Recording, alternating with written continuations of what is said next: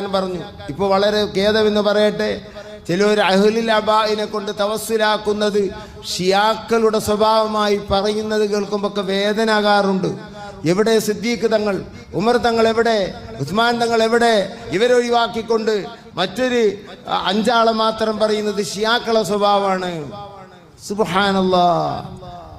അഹ്ലുൽ അബായിലും അബൂബക്കർ തങ്ങളോ ഉമർ തങ്ങളോ ഉസ്മാൻ തങ്ങളോ റളിയല്ലാഹു അൻഹും അവരാരുമില്ല. സിദ്ദീഖ് റസൂലുള്ളയും അലി റളിയല്ലാഹു അൻഹും ഫാത്തിമ ബീവിയും അതുപോലെ തന്നെ ഹസൻ ഹുസൈൻ റളിയല്ലാഹു അൻഹുമേ ഉള്ളൂ. ലി ഖംസത്തുൻ ഉതുഫി ബിഹാ ഹർറൽ വബാഇൽ ഹാതിമ ഹാസിമ അൽ മുസ്തഫ വൽ മുർതള ഒബ്നാഹുമാ വൽ ഫാത്തിമ. നല്ല കവിതയുമാണ്. അതും ഷിയാക്കൾ ഉണ്ടാക്കിയത്. അത്ര എവിടെ നിന്ന് കിട്ടിയതൊക്കെ ഈ സമൂഹത്തിൽ കൊണ്ടുവരുന്ന ഓരോരോ ബിദ്അത്തുകൾ. അശ്റത്തുൽ മുബശ്ശിരീങ്ങൾ എണ്ണുമ്പോൾ ഒരു 10 എണ്ണി ബാക്കിയോടെ നോക്കലാണോ? ബുർദയുടെ ലാസ്റ്റിൽ 10 ആളുകളുണ്ട്, ബാക്കിയോടെ സഹാബത്ത് ബദരീങ്ങൾ എവിടെ നോക്കലാണോ? ബദരീങ്ങളെ പേര് ചോദിക്കുമ്പോൾ ഉഹുദീങ്ങൾ എവിടെ നോക്കലാണ്. അങ്ങനെ ചോദിച്ചാൽ എന്താ പറയാ മനുഷ്യൻ? ചെല്ലാനേ നേരുണ്ടാവുള്ളൂ. ഉഹുദീങ്ങളോടെ വെച്ച ഖൈബരീങ്ങളെവിടെ, ഖന്തക്കീങ്ങളോടെ?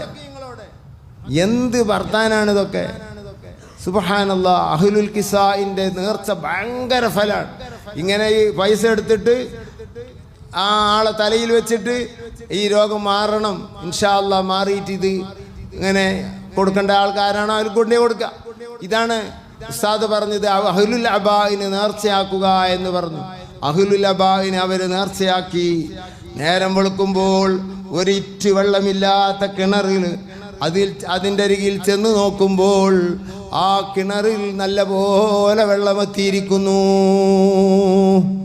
വൈകുന്നേരം ഒരു തുള്ളി വെള്ളമില്ലാത്ത കിണറിൽ ഉസ്താദിന്റെ കറാമത്ത് കൊണ്ട് ആ വെള്ളം നിറഞ്ഞിരിക്കുന്നു എന്ന് മാത്രമല്ല, പണിക്കാർ അവരുടെ ആയുധങ്ങളും അവരുടെ സാധന